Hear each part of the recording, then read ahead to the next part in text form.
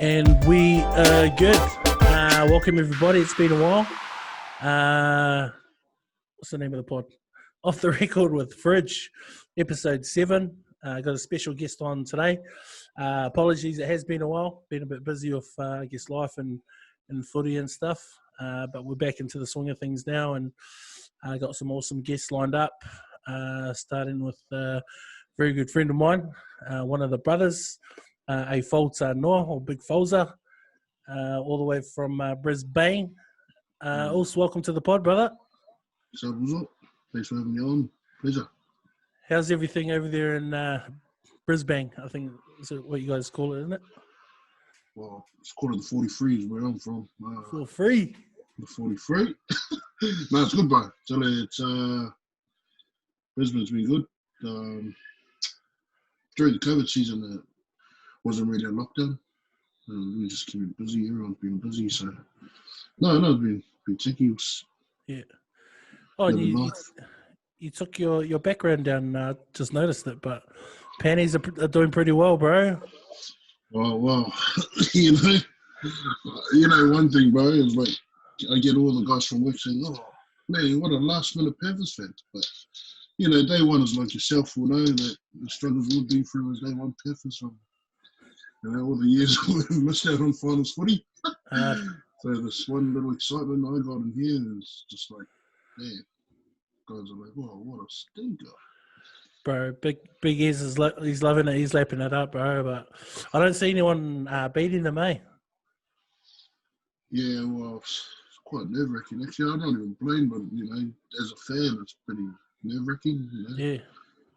Been a while. 2003 was like the last time they took it out, so I haven't been nervous since 2003. I guess. Well, before we get into the main questions, then what is it? Storm, Raiders, Panthers, Rabbitohs? Yep. Who got in that Storm Raiders game? I reckon Raiders. Raiders. Follow the Green Machine, and then hopefully we'll belt the Bunnies. Panties. Yeah. That's what I hope as well. I'm hoping for a Panties Raiders final. But I'm going to be heartbroken for whoever loses that, eh? Yeah. It's going to be tough for both sides. Yeah, it is. Especially I hope we get up. It's been a good year for us, so hopefully they can continue that to the final. Yeah. Definitely. Like Panthers been on a mad journey, and then just Raiders losing last year's final. Like, yeah, it's tough on them, bro. But it's quite a bittersweet moment for them last week too when they got up to the Roosters. I think all of Australia was cheering. Sorry to the Roosters fans. Papali. Big Papa from the old Woodridge here in Logan. Mate, I was looking at some interview, his age. He's like mid-20s, bro. He looks about 45. Yeah, it's the hair, bro. It's the hair. Man, bro. Well, how's the family over there anyway? Wife and kids? Good. Yeah, good. Wife, kids are good. Kids are growing. They're getting to the age where no ears. It's just, you got to yell from the morning right till you go to sleep, still yelling at them. But no, they've been really well. Been really good. Thanks for stuck into school and, wife's at home doing their thing with baby. Yeah. It's tricky. Any of the kids ever talk back real bad or thrown out a swear word to you yet? I think they're from swear word yet, but I think our middle one shows a bit of attitude. She's like her mum. She's got definitely like her mum, man. Got the attitude, mood swings, everything, all in one go. Yeah. Shout out to Jolita. You're lucky, bro, because she does heaps of baking, bro. And for anyone that doesn't know, she bakes the best stuff. My favorite would have been what's the stuff with the butterscotch sauce? The pudding. Sticky day. Oh, sticky day pudding, bro. That's quite a hit over here. Yeah. That's probably one of the biggest go-tos for people over here is that butterscotch sticky day pudding. But yeah, just I don't know. I just get sick of all the stuff. Yeah. been in the system for over 9 years. So Yeah. I always get a single tear come down the eye whenever I see her post up. She's got to do some baking. Nice, bro. Quick intro for you. You were born here, eh? You weren't born in Oz. no, yeah, I was born and bred Wellington, Lower Hutt. Like hospital. Everyone else is born there as well. Nice. For those people watching, Fouza is one of the boys. I've probably known him maybe since my mid or early 20s, and I think he was still in school. Gifted meso, which is probably why we initially kind of come close or become good mates. And he kind of grew up around the Lower Hutt Whakasa crew as well. Shout out to those guys. Their whole family, beast of a footy player, absolute bully on the field. So many red and yellow cards. Trips to the judiciary. Tell you what, so much loading. But yeah, this is Big Fouza, or Aaifou. Welcome to the pod again, bro, and we'll get into some chats and go from there, bro. The first thing I wanted to touch on is, do you remember when we met, or do you have a memory of when we met? Because I think I do, but I want to see if you remember anything about that. I think I met you through, I think it was Sam or Woody. Yeah. At Messina's. Yeah, so yeah, Witako. Yeah. I think so that's the same memory. Met. Yeah, it is. That's where I first met you. We were, I think, we just got to Witako, and I think Nev or Sam were going to give us a haircut or something like that because we'd get a kiki or something the next day. Yeah. And you, I think you had piano lessons across the road. Yeah. And you come over in uniform. It was like, it was a small, big kid. Yeah, man. I used to have piano lessons across the road. That was the same teacher that Iz went to. Oh. Well, we actually got the contact from Iz. Yeah. I've forgotten her name. But yeah, she was a mean piano teacher. Yeah. But that was like my go-to after piano lesson, just cross the road to the Messina's and chill out there. It's away from my old man to pick me up or catch the train home. And I guess from there to today, bro, it's kind of been quite the journey. Been through heaps individually and together as a crew or as a group of boys and family and stuff. Do you ever just look back at how far you've come? Like, you know, back in those days, we were kind of having fun, having a drink, going out, or, you know, just chilling out and stuff. And now you got kids, you got a wife, you're living in Oz. Bro, it's quite the journey. Yeah, no, it has been. And I'm probably take my head off to probably my olds. They were the ones that pushing me to go do piano lessons. Like, I never wanted it. Growing up, I always felt I was forced to go. You know? And like, I used to hate it, man. Like, every Wednesdays was piano lesson day. And I used to be like, dread, going to piano lessons. But I guess now it's like sort of paid off, like sort of thing. It's big time, bro. So big shout out to the olds, mum, dad. They were the ones that were keeping me and just keep pushing, and obviously it's where I'm at today. But no, yeah. But I always sit back and think about that. Always, especially my dad. Like, my parents, they're not musically talented. Like, they don't play any instruments or anything, but their drive for us to go to music school was big. So my sister dropped out of piano lessons, and it was just me, and I was like, why me? Why me? Especially at a young age as well, because that kind of led you into we'll get into your music and stuff soon, but like you were, I don't know what it's called, but you know how like you and Ez took the choir, played the keys at the front. That's at a young age, bro. That's a bit of pressure there. Yeah, it was. So I started playing for church when I was 14. Jeepers! Yeah, in Sydney. So I started. So I got into it pretty early, and not even that was forced too. Like, I didn't have a choice. had to do it, like, My dad was like, hurry up, the choir master said you have to go and do it. Oh, so I was under pressure from then. I sort of got used to it over the years, and then obviously moving back home to New Zealand, I had to go back to, school to try and finish off, the grades and piano lessons. Yeah. And even then, meeting with Iz, and then learned a lot from that guy, musically, especially with church and stuff. But, it was really good. Just quickly, when you're playing in front of the church, because sometimes you'll play on, say, keys or a keyboard, and sometimes it's on the organ. Do you find that, like, because I always find it funny when people play organ because there's kind of nowhere to hide. If you play a bum note, like, you can hear it quite loudly. Is that a thing, or?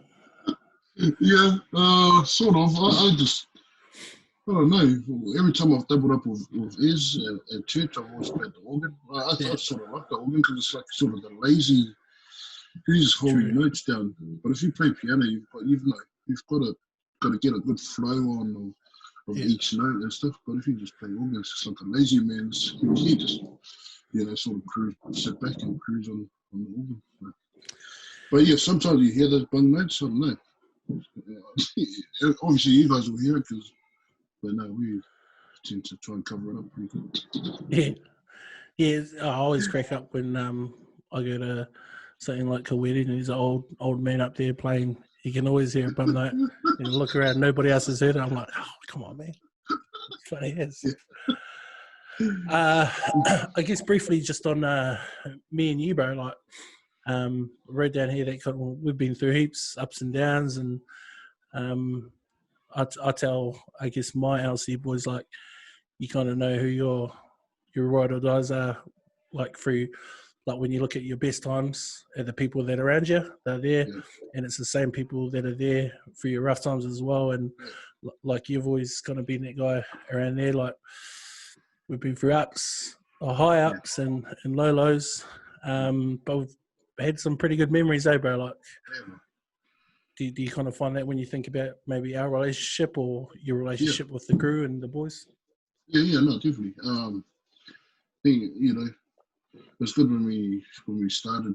When me and you got together and started doing a bit of music and stuff together. And right, do you remember when we used to bake cakes? There it is. At my old flat. Yeah. That just keeps coming up. I always tell my wife about it. I was like, man, me and Fred used to battle ourselves with chocolate cake. It'd get to the extreme of cutting the chocolate cake in the middle, putting the cream and the jam in the middle to try and, No, but yeah, man, it's been good, man. Like, I think if I can think about it, we've had more ups than the downs. I think if anything, if there was any downs, it was just, I'm sure we got it sorted straight away. But I think there were more ups to good times, man. There's just too many good memories, Remember the train station in Batoni near the park? Yeah. There's some great memories, but unfortunately can't be exposed on this podcast. Nah, you can't hear like whoever cleans that park, like picking up all those bottles. Sorry, but we needed somewhere to go. Yeah, there was a go-to, and it was from there to the pavilion, to the shack. There's quite a few spots. Yeah. But no, I think the memories from then just, it's like you can't get rid of them. It's there for forever, and cherish those ones, the good ones. Yeah. Something probably just to shine a light on your journey, and for people listening or watching, I want to talk about is just a bit around your kind of maturity, bro. A bit around your leadership that you've kind of always had. Like, I've always seen it in you since we kind of started in those early bands, and then kind of seeing you at church, especially around family and all the Fat Samoa stuff, bro. You've always been in the know. You've always known what to do, what to say, and things like that. That's why I always kind of hide behind you whenever things go down, because I know you always either try to stitch me up or tell me the right things to do, bro. But have you always kind of found, like, who installed that? Obviously your parents installed that in you, but is it something that you took on naturally, or or didn't want, or just kind of felt right, kind of growing up? Just yeah. Oh yeah. I think with the first more stuff was mainly my granddad, my dad's dad. He was into that like wholeheartedly. Like first more was important to him. Even like come home from school and we used to live with them, and you couldn't speak English in the house. Every time you did, put a hiding. Yeah. You could only speak Samoan. So that sort of just grew in us growing up. And yeah, first was a big thing. But growing up, I think church as well played a big part over in Whakasanoa Hut. Big Josh, the Collins, he like he was mentor, like he was our top dog. He was like our god of the Whakasanoa stuff. So Yeah. we sort of all looked to him for guidance and stuff, and it was good, man. Like the thing I liked about it was that the boys were into it as well. Like, it just became something that we'd know what to do when things like especially when guests come, and so it just became a natural thing. But I think for the Whakasanoa stuff, we just grew up with it. Yeah. In terms of leadership and stuff, he sort of just learned from the older guys. But yeah, that's what I mean. He plays a big part in, because that guy was one of the guys I always looked up to, and everyone knows he is. The way he talks, it's like perfect, eh? Like you always stand there and you watch him and you try and take it in, and then one day you're out there. This is my man. Yeah. Yeah. But I love that you mentioned Big Josh there, because like there's some guys that talk and then just like people in the background they'll keep talking or whatever. But he's one of those leaders and kind of orators, I guess you could say, that like when he talks, people listen. That's what I like about those kind of leaders, especially in the Samoan sense, people that kind of hold a crowd. One day for Big Fridge, got some lessons to do. But bro, like even the songs, bro, all the old Samoan songs, which is, I don't know if it's lost on our generation, or there's probably one thing I like about Tongans, bro. Is like their cover, how they do cover, and they just sit around and sing, bro. It's one of my favorite things to do when the Tongans come to the rugby club. Nice. And it kind of keeps the young people coming through and stuff as well. Yeah. Do they do cover and stuff over there? Yep. Got a few Tongan boys. It's like a cover, but now that shisha thing's big over here as well. So everyone's just buying shishas, and it's like a mix of it's like a cover shisha sort of. Yeah. But yeah. A lot of some of the boys here do the cover sessions. And good. Nice. What would you, if someone like a Fridge or someone like that's looking for advice on where they could start their journey, learning Samoan initially, or learning the ways, Samoan stuff, what would be your advice on where they could start? Would it be reading, or just listening to music, or actually going to courses, or? I think for starters is wanting it. Is wanting, like, actually putting your whole heart into it, because obviously that's first. But I think reading, like, I don't know, reading books of history and what do you call it? I had something to say in my head. Cabbage, man. But yeah, just reading. I think reading. There's this thing that I've got. It's got like all the translations of all the orators, the words that orators use in their language and stuff, and it just breaks it right down to what it means and why they use it, and man, so that's why I always go with that.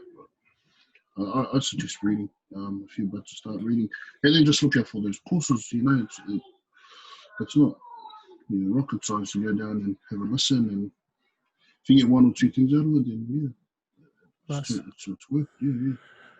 Well, I'll do some homework. I'll do some reading, and we'll get you on in about 20 pods time or something like that, and we'll see how I go on, eh? Nice. Where are you, bro?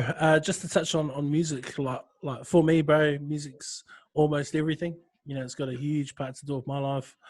Listen to it all the time. I like to be involved with music as much as I can. Music in the end's been pretty big for you as well, bro. Like, just to paint a small picture for the viewers, like I guess it started with piano, organ, playing in church with those lessons. Come out, we started a little something earlier with these guys. Played around for a bit. You got brought into Brownhill, ripped up there, toured, played with some big artists. You're an Aussie now. You're in a new band there called Musics with an X. Blowing up over there, bro. Like, music's been pretty good to you, like, especially with the people that you've played with and the music you kind of cover now. Yeah, it is. It's been in me for quite a while now. You know, and yeah, like you said, it started with church. We did these guys, Herbie and the Jacksons. Herbie. Good old Herbie. And yeah, it was just that it started in that garage on the old house, eh? We just started getting together with the keyboard and the guitar and just, hey, maybe this will work. So that's like, and also shout out to the boys, Uspasfika, you know, the old church band. Oh, that's right. Apologies, yeah. And it started from that. Yeah. So band, growing up, I never thought of playing in bands and stuff, but I think with the boys and stuff, it just sort of grew into it and sort of just blended in and learned a lot from the boys, and then off guys like yourself as well. So, mate, if it wasn't for you, I wouldn't even get into the Eagles. I didn't even know who the Eagles were. So it's still jamming to the Eagles nowadays, you know. Bro, but, how good was that? Was a random. Well, I guess it was a random band, but it was kind of like me and you were the young ones. Tanka, Morelli, X. Why? He was why. Yeah, the old acoustic. 5 or 6 brown guys jamming Eagles, bro. But the thing was, we covered them pretty well, eh? Yeah. Like, had them down packed, even to the Morelli going hard on the guitar, you know, doing all the bloody, the fancy stuff. Wow, it just, yeah. What we call the Eagles 0.2, 2.0. I think that's what I liked about that band is kind of no one expected us to do that kind of stuff. Country rock. The country rock stuff, yeah. And then just from there, just got into Brownhill with the boys. Fortunate enough to tour and play for some artists, which led me to where I am now with music. Sort of just boys over here had something going on and sort of just asked for a bit of guidance in how we. So a lot of things we did in Brownhill, like I sort of just used it in what we have now. So it's been good, bro. Yeah. So are you one of the big drivers or kind of like leaders in that group and what you do and how you structure things and things like that? Yeah. So there's 3 of us, 3 leaders in now, and we just try and feed off each other to try and keep this group together and, you know, get out there and maybe get into the big festivals and stuff. So that is the ultimate goal at the moment for the boys. Is there many bands like you guys over there? I feel like there's not. In Brisbane, I wouldn't, because I've only been here for 4 years. I wouldn't. Yeah, I don't go out over here. I don't go out, but no, I don't think so. There's bands. There's bands. There's cover bands. There's band wedding bands and everything. But there is a couple of bands actually that are trying to work on their own music over here in Brisbane, which is good. Which is good for the music industry because it needs it. Yeah. Like there's nothing coming out of Brisbane at the moment in that sort of area. Yeah, I mean, I reckon it's a good market for you guys. Just keep playing gigs, weddings, and keep dropping singles from time to time. Going back to these guys, bro. This is kind of the first band I had out of school. I think was it early 20s or mid 20s or something like that. Yeah. And because I'd played with Fred and Fuki at school, and then you were on board. I think Wings was in early. Yep. Sam. Sam was in early. Yeah. Got together at the tennis club, I think, started jamming out. Bro, I remember, because I think the very first time I seen you play properly was at the tennis club. We were practice. Shout out to Patani Tennis Club. And I think one of the first things you played on keys was Tupac. I think Changes. Might have been Changes. Oh, yeah. Tupac. And I was like, damn, this guy's good. We're going to be good, bro. But those were some cool days, eh? Like, that was awesome, man. These guys' era was sicky, man. Like, we had some dramas, you know. Shout out to Freddie. We had the one drama, but no, that was some good time, man. Like, who would have thought we would gig at club rooms, you know, at a packed club rooms for a Hawaiian night. You know? Yeah. That was also that was the highlight, eh? So we got Matt to come in and play guitar. Yeah. That night. Well, was that our first gig at Huddle Boys? Nah. Was that a second gig? Before that? Yeah. It might have been our first paying gig. Our first gig was at the old Parrot and Jigger. Oh, my birthday. Your birthday, yeah. Oh, the first kind of practice. Let's see how Yeah. A lot of pressure then. Yeah. And I think Gua came to that gig as well. Yeah. Yeah, that's right. Yeah, so I spoke to Master. Hey, bro, the pressure there is just, I always get intimidated. Like, I still do, either singing in front of them or playing in front of those guys, because you just know how talented they are, you know? Yeah. They're mad supportive. Yeah. But also onto the, let's throw that story out there. Huddle Boys, get a gig at Huddle Boys, getting paid, I think, 500, our first paying gig, 500 bucks. Yeah. Shout out to Hammer Pavihi. We were amped, we were practiced up, we're ready, get set, and then we're waiting at Huddle Boys for Fred and Matt to turn up. And so Fred throwing you under the bus. Fred rocks up and he's absolutely wasted. He's gone. Gone as... Yeah, just not tipsy, not drunk. He's just gone skis. Yeah. And we're like, what the frick? And so the first time we're in trouble is when we come together to do a prayer beforehand. And I'll give Wings props for this. I'll go, Wings, can you do a prayer? And she's like, oh, I'm not because, you know, someone was drunk at the circle. And I was yeah, good shout, yeah. Fair enough. And so we go up. First song, In My House. Yes. And we're starting good. Do the intro. Matt's playing guitar, and then you do that, and then Fuki missed the key to jump in with the beat, so he come in late. So we're playing along, and just in the very first song, Fred's just playing the wrong notes. Yeah. Bass, and I had to keep to her and going, "You're off, bro." And then it changed. That was a funny gig. Like Fred, you know, Fred being Fred, just didn't care. Yeah. But we'd come off for our break, and he'd still be chugging them back. Yeah. Like, I was standing there looking at him. Disgusting. Yeah. And I remember having a beer with you on that first break because we had a couple of jugs, and you go, "No, let's go, bro. Let's go." And I was so close to going, "Yeah, let's go, bro." But I was like, "Nah, cuts it out. Show must go on." Yeah. Fast forward a day or two, McCafe. The meeting. Fair to say, Fred was quite apologetic for his actions that night. Yeah. And we're like, "Nah, sweet. And then Fuki was like, "Nah, it's not sweet."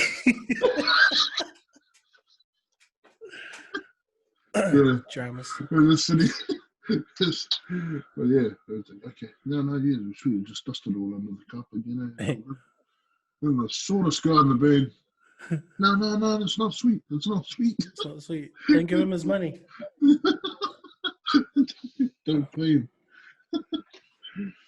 No, but yeah, those were the humble beginnings, man. Oh, that was Huddle Boy Nurse. That was Seki gig, man. Mm. I mean, considering the circumstances, man, we were still good that night. Yeah. You know, got through the sets and yeah, it was good. It was good fun. After that, like we played a few gigs and it was fun. It was cool. I really enjoyed it. And then we lost Fuki in 2009 or 10. And so kind of we stopped playing. Yeah, I think it was 9, eh? July or we stopped playing. And then Caesar Masoy from Brownhill throws out the SOS to complete the Tsunami gig. And then we have to we go, yep. Oh, yeah. But then we have to make a plan around not having a drummer, eh? So you ended up on drums, eh? Sam started the first set. Yeah. Playing drums. And then I think Sam came up to guitar and I moved back to drums. Yeah. That's right. That was a hard set to play, eh? Like the first gig without Fuchs. Yeah, that was pretty tough. Yeah, it was. But that was real, it felt real funny, eh? Like getting ready to go. Because even when we practiced leading up to it, did we practice? Yeah, yeah, surely. Yeah. We would have practiced, but we practiced with Sam. I think that was Sam's first gig back. Yeah, so yeah, I remember they gig over at the E-Bar, right? The old E-Bar. Yeah. In the back room there. The back room, yeah. I remember walking on stage and looking at the drums, thinking, oh, shucks, this was going to be a hard one. Yeah. So you just, try and suck it all in and hold it together. And then you turn around and everyone's just sitting down, sober as, like, this is what it's like to open. Yeah, bro. And everyone just watching. Kind of after that, you got into Brownhill and obviously musics. Do you ever kind of look back and go, man, we were shit? Nah, bro. No way, man. Because that's what made the trip. To where I am today. It was just those good memories from back then. But yeah, it still started. Eagles. I still play Eagles now, man. My wife, she looks at me in the car when I got this Eagles playlist going. And that's like sort of the thing I still hold on to from like back then, and the Maroon 5 stuff. When we went to karaoke and I said to her, can you look for the song? She goes, what is it? I was shouting in her ear, I don't think this is real. Bit of Sublime. It's Sublime. Yeah, but yeah, it's just, I think that's the memories I hold from these guys and Herbie. But those songs, because now in reggae bands, you don't really do those. Yeah. Unless you rearrange them and stuff. But yeah, no, never thought about that. It's always been the best memories, and I hold it close to my heart now. Yeah, it's funny you mentioned that, bro. I talk with in Jam with Mojo Mona Afele quite a bit. For those listening, he's the one that made the song up for the pod. Shout out to Moj. And he said, bro, he likes jamming with me and some of our boys because he gets to play different kind of music as well, which is quite funny to hear. Right, because it was different for me at first. Because, I don't really get into the style of music that you did. But, man, when I got into it, it's different. I think it was good. It was good being different. Big Samoan guy singing Maroon 5. Saturday morning. Rain is falling. Yeah, so that was good. Bro, your time with Brownhill, bro, like I see you go into that group. Those guys were kind of beasts, up and coming beasts. Dropped albums, started touring, played with some massive names. You got to meet some massive names as well, bro. That's just mad in itself. That experience. Like one day you're kind of listening to, say, Feige or Spawn, and then the next you're meeting these guys, bro. That must have been kind of weird. Bro, it was like a dream come true, man. Like. It was was like fangirling again, sort of thing. Just ugly as like you try and keep your cool and try and be the man, but inside you're like, yeah. So that was good. It was a good experience to actually know how they work as well in the music industry, and yeah, to play for them as well was just a bonus. It was just a wow, yeah, just I don't know, can't explain it. Much pressure? Yep. I'd say there's pressure there, trying to, perfect their music. It's something that they've made up. Yeah, there was a bit of pressure. Yeah. I mean, the practices, and then had nuts, sort of just guide me through that era was pretty good. Shout out to Whakamanati. Yes, my neighbour. Yeah. Down the road. Yeah, down the road, Mandel. Yeah, so it was good having nuts. He was just a big help for me in the Brown Hill era.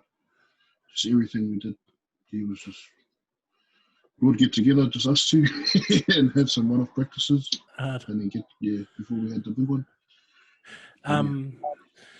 Were there any artists or other bands that might have been at festivals or gigs that you played at where you were kind of like, where either they were dicks or you were looking forward to meeting them, and then they ended up being dicks? Or you'd rather not say, probably, in a public forum? I mean, if there was a band like that, then I'll probably say it. Oh, true. Yeah, but there was none. Yeah, didn't bump into any. Yeah, it's been all good. Yeah. In your dream world, bro, or bucket lists, who's kind of one or two artists or bands that you'd love to kind of play with or play for or collab with? Yeah. I think dream was just playing, like being handpicked to go play for like a massive artist, like like Usher, or Hard, bro. Standing with the band like that and just like, I don't know. Yeah. That's the dream. Yeah. But I don't know. That's just a hard one, Bro, those American musos are something else, man. Wow. It's just watching all their arrangements and stuff, it's just kill off, man. Yeah. I could sit there and watch YouTube on those guys for days, What? Even the gospel bands, bro. Yeah, unbelievable. Bro. The talent is unheard of, So I think, in the world of I was dreaming of taking music to another level, I'd probably be standing in an arena with like hundreds and thousands of people just playing, playing to an artist that big mainstream, Because I've heard stories like, I YouTube the hell out of these people as well, and like they'll get a break, like Mr. Talkbox, the guy, Bruno Mars at the beginning of that 24 Karat Magic song. Yeah. Like his journey, bro. He's got a nice little doco on YouTube as well, and he started gospel, and then he picked up a job for NSYNC, playing in their band, and was the MD in there, and then that just opens up doors, All of a sudden, you've got a big artist on your CV. Yeah, that's crazy, I mean, just getting your foot in the door as a starter, and then once you're in, getting Imagine all these people to look at you. Have you played for anyone? Yeah, it's played keys for Usher. Oh, sweet. No. Yeah, bro. We give it to our lead singer for music, because he cut up Usher when he came over for that, what is it called? They have it in New Zealand as well. The big R&B festival. Oh, yeah. I think D-Man went to... Yeah. So, our lead singer, Razor Rose, or Renzo, shout out to Razor Rose if he's watching. Yeah, he cut up Usher and a lot of the boys, the artists, because he's a barber. But lucky basket, man. That's mad. Shout out to the boys at Lost Barbershop. Hard. Shout out to your crew. Shout out to the band Musics. Love what you boys are doing. Got to tour New Zealand when COVID is over. When we get an it's in the Australian New Zealand bubble. It's in the pipeline. It's in the pipeline. Yeah. Just don't bring COVID with you boys though.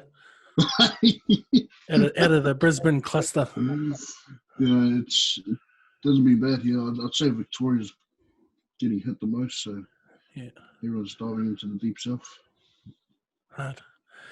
Bro, you mentioned Ez earlier, and some of the others like the boys that you kind of learnt off coming up. But just wanted to touch on the ethics crew because speaking to any of you guys, whether it's the boys or the girls, played a big part of their lives, still do. And like when you guys come together, or when I see like the youth of that time, the youth group of that time comes together, it's like you guys have never left. It's like we've all kind of been together, cracking jokes straight away, mocking each other straight away. Even when you come over that last time and we met up at Fred's briefly for me, because I was already drunk. Yeah.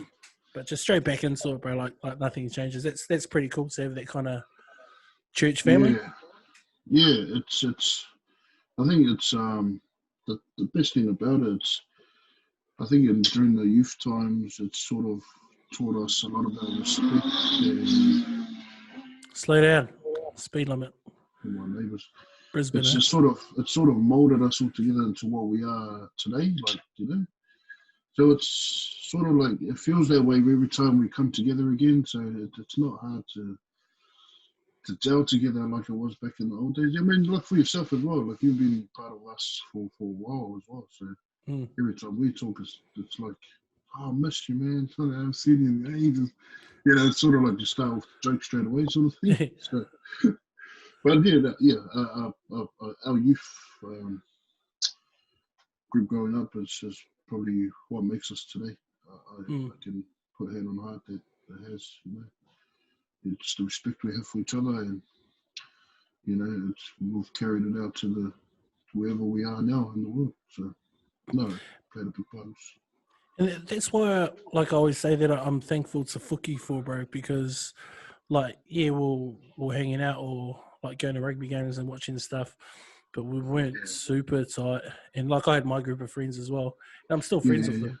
But after Fookie passed, like I come back into the boys, and like it just felt like I sparked up a relationship that had been missing. Yeah. No, it's good because it's taught you a few Samoan words as well. Yeah, it has. Actually, I should post up. There's an old video at 78. Pumba and Sanga remember. What's that Samoan chart that the kids learn when they say words and it's got the alphabet on it? Yeah. There's a video on YouTube of me doing that.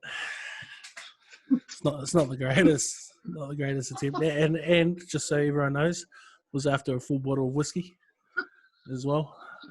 We'll post that up at some point. It's been the meanest years, being together. I think the thing about it is every time we meet up, the memories are still there, Yeah. It doesn't go away. That's the beauty of it. Like that time me, you, Fred and Fookie went down the beach in my truck. We won't get into it, but that's another memory. Oh, man. Hey, that was before our gig at the rugby club. There was before, because I remember you dropping me and Fookie back off. Yeah. You dropped us off over, and then me and Fookie just stayed down and had a nap. We just napped there after. Yeah. But Fred had other things in mind. He started drinking. Yeah. Absolute idiots. Oh, mate. Hey, just quickly, bro. Don't want to touch on it too much. I know you and Lita done a pod maybe a few weeks back with the Wild Bill Wellness crew. I think they're a couple away. Real good talk, bro. Enjoyed the watch and you guys kind of talking about your challenge with things that kind of happened recently. But I wanted to touch on, firstly, commend you both for being able to speak openly and things about that. I'm sure it'll help a lot of people out there. But wanted to touch on one thing that you said, bro, and it was that when it happened and it went down, you mentioned that you didn't have time to grieve yourself during that week, because obviously it's busy. You got people coming in and out. You have to do things, and you mentioned that you wanted to show strength for your wife and your kids, and that you maybe you grieved in the coming days and weeks and stuff like that. Yeah. Bro, when I heard you say that, bro, I was like, man, I totally know how you feel. Yeah. Not in terms of the having a child or anything like that, but having to not hold your grief, or not wait, but just having to show strength first. Yeah. When everything else is coming down around you to try to be that central point, bro. Like, was it hard for you to have to be kind of that pillar of strength and then take your time later on, or was it just pure duty to have to just hop? Like, you're the guy that's standing strong here for your family. Yeah, no, it was hard. I think it was hard trying to be that pillar, be the strong one, because like I hate crying in front of my kids. Yeah. As soon as you go, they go with you. And you don't want that. You don't want them to be, to feel that, feel the hurt again. But yeah, it was hard being strong for them, because there were times where I just felt like, going for it, just burst into tears and stuff, but they were still around and stuff. So my grieving was that, man. Like, I'd go somewhere else and, like if I was sent to the shop, I'll do it on my way to the shop and then on my way home. Yeah. Because when you're by yourself, man, that's when the memories start flooding back. Oh, bro, big time, yeah. That's the hardest time, was being by yourself. So I think that sort of helped as well, like going out, doing things on my own, like go and grab some shopping and stuff, and then I'd use that opportunity to go and grieve. And then just together when the kids are down, man, I used to just look at my wife and then they would just bawl our hearts out together, and stuff. And I think that was another best way of getting rid of, all the stuff that we've held in for so long. Just doing it all together. But that was a big one for me. Like, try not to do it in front of the kids, because the kids were the ones that was always watching. Yeah. Like, the kids would watch. Like, I mean, the last day with baby, when we were closing up, I mean, I was strong. Kids were watching mum. My wife she just lost it. I think she built up the whole time, and then it was time to say goodbye, and then she just, let go. But then when everyone left and they were looking at us like, are you guys still grieving? Like, in their minds, I'm thinking, man, are you guys gonna cry again or stuff like that, so just try to keep it together. I think all it was trying to keep it together for the family and be strong. I was happy you kind of shared that, because it made sense to me. In the sense, like, like everyone knows, both my parents are gone, but like in that first one when mum kind of left, like, it's so busy that whole week. People come in and out. By the time you get your own time, you're going to sleep. And then in the days after the funeral, people go back to where they're from, and then you're just plodding around the house, like, poke your head in your parents' room, and the old man sitting on the side of the bed, just, and then, like, sorry for sharing to my sister, but I could hear my sister, like, crying from her room, and I'm like, so I've got to be chest out, just walking around like everything's normal, but those are the hardest times, man. I feel you, hard out. Like, I can't speak because I've still got my parents around, but I'm sure come that time it'll probably be the same thing as well, But at least I know what to do, sort of thing now. Like, sort of prep for it, sort of thing. Like, I've lost my own, so it'll probably be the same. Yeah, and it's different for everyone. Everyone's got their own way. Yeah. I remember. I don't think I was like I was pretty sad. I mean, obviously you're sad when your parents pass away, but like when Mum passed, I saw my brother stand up and take the lead, and my sister, like they were making decisions, and I got to just sit back and dwell in my emotions and thoughts. But when Dad did, I remember just seeing my brother maybe not as strong as he was with Mum, so I felt like I was. I had kind of come up then. Yeah, I hope they're happy with me sharing that. But what I'll do for those people listening, I'll post a link to that Wild Bill Wellness channel in the description. You guys can have a watch. I appreciate you sharing that, bro. Yeah, no. But what's the plan for you guys now? You're in Oz, like you said. You've been there 4 years. Got a pretty good thing going over there, bro. It seems like you got a good job. You're making good friends and connections over there. Pop over home from time to time. You guys just looking at building a good life over there? So, it's funny you say that, because we're actually looking at coming home. Oh, exclusive here on Off the Record. That's why we go off the record, people. We've got an exclusive. Yeah, bro. So we've during this COVID time and unprecedented times, we just don't know what's going on with the world and stuff. And Mum and Dad's not getting any younger and stuff. So we decided to. I think it's best, to bring the kids home so they can grow knowing Mum and Dad and stuff. So yeah, that's why when you asked that question, I thought, damn it, you got me there. Let's go. So it was on the D-Lo, where we'll be home by December. Nice. We'll be home by December this year. Bro, your family are gonna be so happy, bro, especially your parents and Jolita's dad. Yeah, so I think it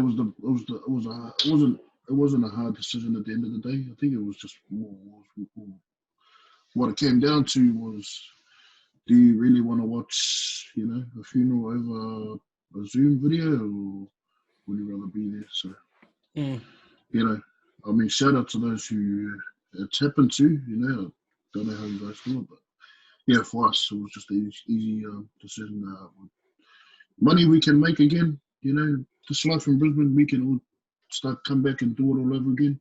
But parents you'll never get again, sort of thing. So it was just an easy decision in the end just to go, no, let's go home.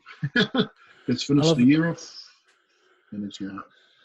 I love that, bro. Well, you probably got between now and next Thursday to let everybody in Oz know that you're leaving before this goes up on YouTube. It's gonna be a lot of phone calls from now.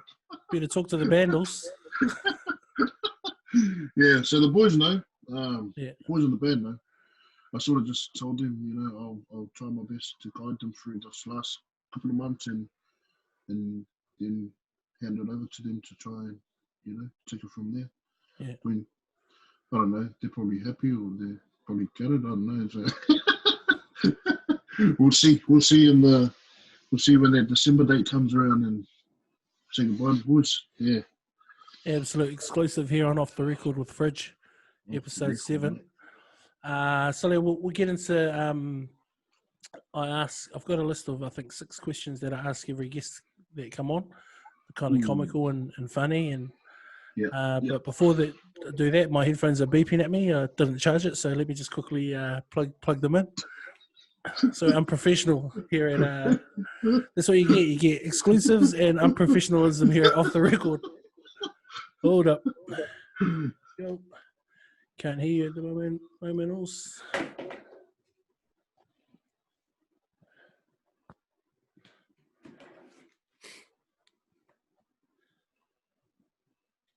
Sweet. Oh, yeah, I can hear. And I'm leaving that in too. I'm not editing that out. That's a rookie error you got on there. Absolute rookie here.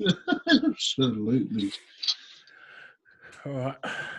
I call this On the Record with Fridge, this little segment. Yep. First question, Fouza, is What movie could you watch over and over again and not get sick of? I don't get into our movies, Aye. Shawshank Redemption. Oh, yeah, classic. What's your favourite part of that movie? When he walks into the bank at the end. Yeah. Cashes out. Cashes out. Set himself off for life. Yeah, like I envy people that get to watch that for the first time. Just that whole scene breaking down, like, damn, he made it out and all that. Nice, Shawshank. If you were a ghost, there's a big question, this one. If you were a ghost, how would you haunt people? We've had some great answers. We've had some creepy answers. Marvin Karawana said he'd go up behind people and pull their pants down, like when they're around big groups. That is an absolute LC thing to do, though. Yeah. Talks to Seppa, he knows. What would I do? If I was a ghost, I'd protect my kids. Oh, yeah. I'd come back in. But you're a practical joker. Anytime that someone tries to get close to them, I'll prank a joke. I'll crack a joke on them or something. I might prank them. You'll probably scare your kids from time to time as well. Cheeky. Oh. Yeah. Well, that's it. You know, I fucking hear they're planning something. I'll just get in right in there and scare them. Stop that. Cancel. What's the best concert you've been to or played at? Best concert, One Love Festival in New Zealand. So good, eh? Oh, bro, it's the best. It's the best, man. Both spectator and I think I'd rather be a spectator, man. No, get out of here, bro. No, bro. Yeah. Like just enjoying the vibe of the crowd, being in the crowd is massive. Less pressure. Yep. You're not standing on stage thinking of what mistake you're going to make next. But yeah, I think being in the crowd is worth it, man. I think everyone gets their money's worth there. Yeah. I guess for me, full disclosure on my bucket list, there's a lifelong bucket list to one day play somewhere like One Love, whether it says a singer or just a BV or somehow, or play a triangle. I don't care. Just be on stage, playing something. Someone's got connections. Hook it up. I'm game. Next one was, what's something you're interested in that most people wouldn't expect? What I'm interested in. Most people wouldn't expect. What am I interested in? Like, what would people go, hey? And you tell them, yeah, I'm into this. A lot of people get freaked out that I mix all the cakes. I do all the mixing for baking. True. But I like it. I mean, it's like the grind work. It's the, yeah. It's the hard work. It's the hard work. But, I don't mind my wife copying all the, all the glory and all the, all the hype. Man, it tastes so beautiful. In my head, I'm like, yeah, the taste, that'll be me. But the look, it'll be her.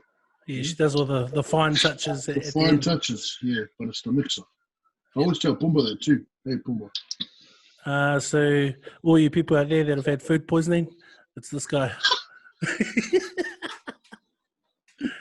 Here's your reason. Sticky neck pudding. Let's go. Where are we? 2 more questions, Us. If your life was a book, what would the title be?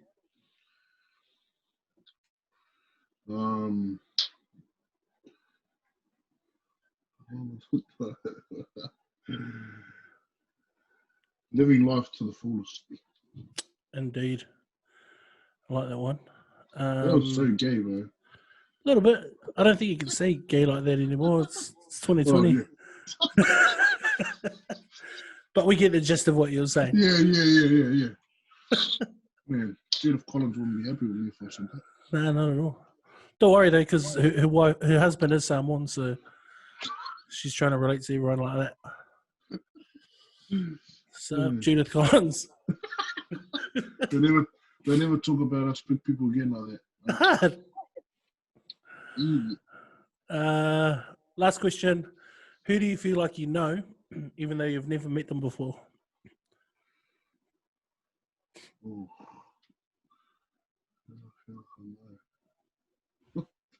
Well, your questions are hard as, man. Yeah, it's only the hard-hitting questions here at Off the Record. Who do I feel like I know but I've never met before? Like, for example, I said William Wairoa because I really love that guy. Yeah. Even though he's not down to jump on my pod yet. I'll get him. Yeah. True. Someone friend. It'll probably be, I don't know, a musical like Artie Campbell. Yeah. Yeah. Bro, I've been listening to his stuff for years, you still don't know. That's him. Yeah. Like, when the UB40 sometimes have that live without him, you can tell straight away it's not. It's funny you say that because I've been listening to a lot of UB40 lately, and because I put a small band together, and because Gore's kids are playing at Petone now. Oh, yeah. So I got him involved. I was like, bro, you're a part of the club now. You're a cult parent, so got to join the band. So he did. And he was singing Please Don't Make Me Cry by UB40. Yeah. I was like, yo, this is a low-key banger. And then I went through just listening to the old classics. Oh, yeah. Bro, UB40 done it right, eh? Yeah. One of the most successful reggae bands out of the UK. Yeah. Well, that's it. Because a lot of this stuff's covers, eh? Yeah, bro. And that's just the thing. Like, you hear UB40 change the game. Yeah. And you go back to listen to what they covered, you're like, man, that sounds way different. Yeah, from like the 60s. Like, yeah. But just the words are the same, but the whole way they structured the song was just way different. Oh, man. Ali Campbell, nice. Yeah, well, that's us, bro. Quite chuffed that you're coming back in December. We'll get to catch up for a few pints. I just thought I'd wear your T-shirt. This is your T-shirt, by the way. I thought I'd wear it on the pod. Yeah. Nice. I was gonna wear the white one you gave me. You gave me 2 T-shirts, but it's dirty. So yeah, butter chicken. Oh. Those are the worst ones, eh? Especially on white T-shirts, bro. Eh? Butter chicken. Holy. That's the thing. Like whenever you wear a white T-shirt, you'll be eating something like spaghetti bolagnese or like supper cereal. Just one drop and then T-shirt's gonna go in the bin. Yep. Yeah. So I feel you on that one. That's why I don't wear the whites. Yeah. I just got you that one because I thought, wow, that's good. Hopefully you'll like it. Yeah. Oh, I like different them both. fit though. Yeah. And I like that they're long too. So yeah. Before you leave, just take all their big ones, put them in the bag, safe. Yeah, no, I've got them because you and Chiko as well. Caesar, he's all good. Fits. He likes that fit, so I've got a few here ready picked, ready to go. Yeah, nice. I'll be getting him on soon on the pod soon. Talk about his musical journey. Yes, he'll probably sing a song. That's what I'm hoping for. Do you want to sing a song? Nah, but crazy. Come on, no way. There's no way. That's probably the other thing I didn't mention about Fouza is in the intro is that he's real good at stitching me up, or like telling me to do something and I'll do it, but I wasn't meant to. Or like the classic example was when we were in Hawaii and we went to the Polynesian Cultural Centre. And everyone's sitting there having a feast, bro. How good was that food at that luau? Bro, it's good, eh? And, of course, there's a show on. And, every one of those shows, like, they'll grab people from the audience. So I just, as soon as the show started, I was just head down, pretending I was eating. And then the lady was like, oh, we're going to get some people to come up. And then I was just like, no, like this. And out of the corner of my eye, I see this girl just like, a hula person walking down. And I was like, oh, she's coming this way. But while I'm not even looking, and I turn around and Fouza's got his hand up. He's going, this guy. And I turn around, Daddy right there. Like, no, he's dragging my arm. No, I'm good. Bro, you need to post that clip up. Yeah, Pumba's got it. Bro, that was Hawaii. That's right, we did Hawaii. I've done a pretty good hula, but still. Yeah. That's what Fouza's good at, guys. Like, stitching you up real bad like that. Sick of it. Sorry, bro. When I come home, I'll stitch you up some more. I know. You gonna play some rugby or what? Yeah. I'm playing in a tournament here. Rugby fives on the beach. Oh, nice. That's the one that Lottie Takiri and that will put together. A few of the Broncos boys are playing, so. Hope the refs are ready for the red cards. Get the red cards. That's it. You know, when the fatigue starts settling in, the head highs come out. Just throw an arm out there, eh? Damn. That's it. I'm off. Well, because there could be a good like Lots and the boys are talking about putting a team together next year, so could be a nice little team to get involved with. Nice. But yeah, this isn't the Petone pod, so shout out to the Petone pod. But nah, that's us, Fouza, bro. Appreciate your time on your Thursday night. I know you're busy as and got heaps to do after work and stuff, and it's the last thing you want to do, bro. But really appreciate you coming on, bro. Love what you do. Thankful for your brotherhood and friendship and giving your time up to be on Off the Record with Fridge, bro. I hope you've enjoyed it. Thanks, brother. No, pleasure. Thanks for having me on, man.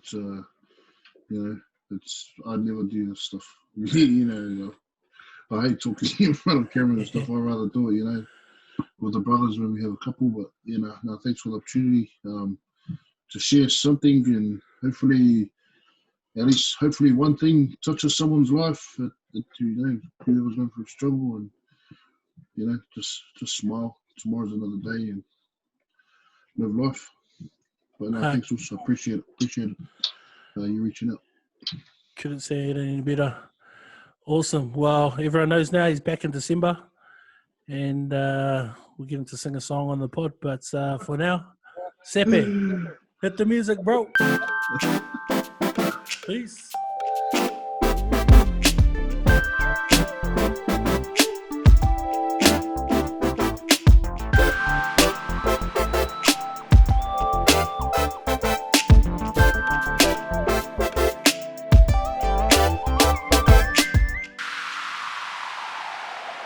Please stand by.